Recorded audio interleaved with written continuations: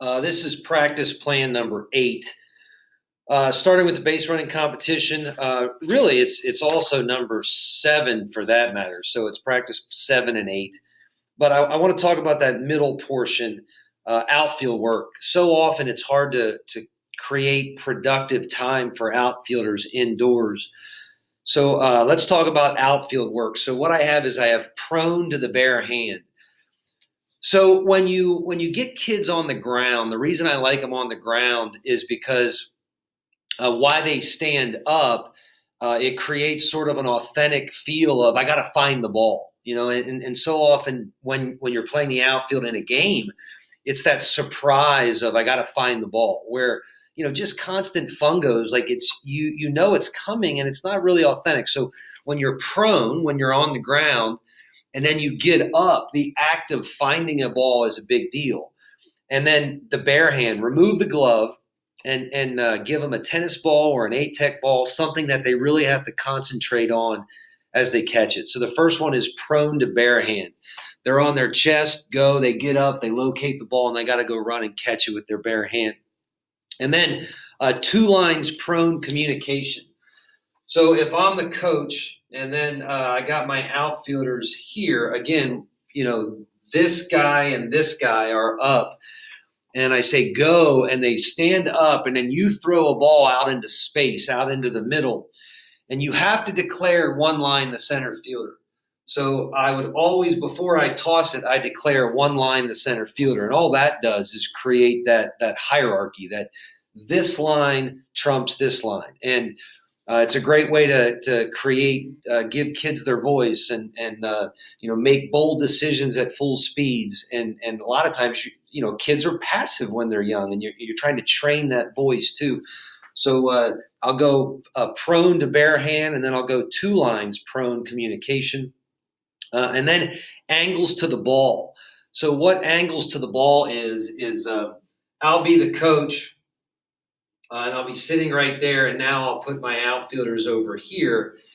And one of the things that we would do is we would teach them what a no-double defense looks like. And no doubles implies, guys, keep that runner off of second base, or maybe there's a runner at first base and we don't want them to score. So we teach them no doubles. And then what we'll do is we'll throw a ball in this direction, and his goal is just to take a good angle and cut it off. Don't let the ball get to the back of the facility. Good angles. Don't take steep angles. You're in a no doubles, right? Take a steep angle and prevent him. So those are the outfielders, prone to the bare hand, prone 2 lines communication, and angles to the ball. And then infield. So if we're doing infield work, what we'll do is we'll do a routine ball. If you want to add the backhand, the forehand, you can, a routine ball. But then we'll do a routine ball with the clock. And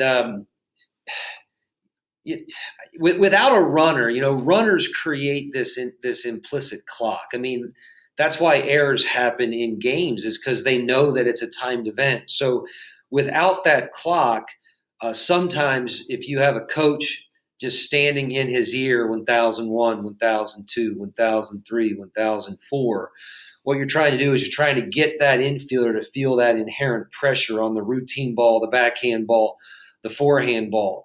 One of the things it'll do is when you start to teach that clock, then you can start to teach the arm fake that eventually comes after the play expires. So imagine an infielder going to his backhand, and as he's fielding the ball, he knows time has run out, or it's going to run out.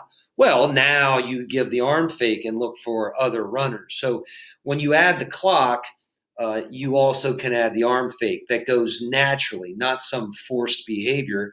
The reason we arm fake is because we run out of time. So when you add that clock, then you can add the arm fake, and then the backhand, forehand with the clock. So I just have those 3 things. And I also want to talk about the pitcher bullpen. So practice plan 7 and 8, there are times where you want your pitchers throwing good bullpens. So I have it broken up into 3 pitchers there. The first thing, get to a 1-2 count. Show your coaches that you can own the first 3 pitches. Get to a 1-2 count. But then after you do that, then let the pitcher call the pitch, or the coach call the pitches. because young kids throw what's comfortable. And, that 1-1 count is a big count. And sometimes you want to throw your 1-1 changeup when he doesn't trust it.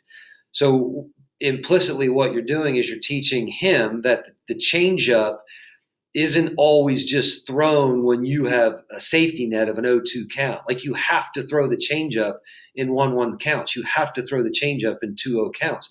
So the first thing you do is get to a 1-2 count. Then you get to a 1-2 count with the coach calling, which is considerably harder. And then the last thing is, can you make a 2-0 pitch and can you make an 0-2 pitch? Teach your pitchers the value of a 2-0 pitch.